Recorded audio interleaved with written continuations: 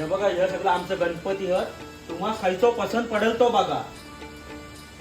ओ काका, आमचा जो गणपती आहे ना तो दिसायला स्मार्ट आणि माझ्यासारखा स्लिम पाहिजे हा. मग या काम कर, गणपतीच घरी ने आणि त्यात 11 दिवस जिम लाव, मग तुझ्यासारखा स्लिम होईल गणपती.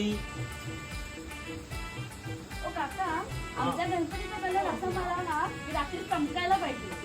आम्ही तर गणपती बनवतो, काजवं नाही बनवित आहोत रात्री चमकाय. हो काका, मी आता आमचा गणपती बघितला. त्याचा चेहरा थोडा हसरा वाटतो, मला सिरियस करून हवाय. तुम्हाला गणपती हवं की पॅन कार्ड ऑफिस मधलं क्लार्क हवंय? हो काका, आमच्या गणपती चेहऱ्यावर ऍटिट्यूड दिसला पाहिजे, एकदम स्वॅग. तू बाप्पा हवं की रॅपर हवंय? ओ काका, ऐकलात का, मूर्ती एकदम सिंपल हवी पण दिसायला एकदम एचडी पाहिजे. तू एचडी काय 4K मध्ये मूर्ती बनवून देतो आणि त्याच्यासोबत वायफाय पण जोडून देतो, चालत ना?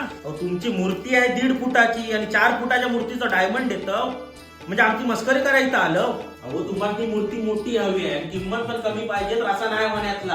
आता महागाई किती झाली, आम्हाला परवडाय पाहिजे, कलर महागलं, माणसाची मजुरी पण महाग झाली आहे, सगळं आम्हाला पण परवडाय हवा ना.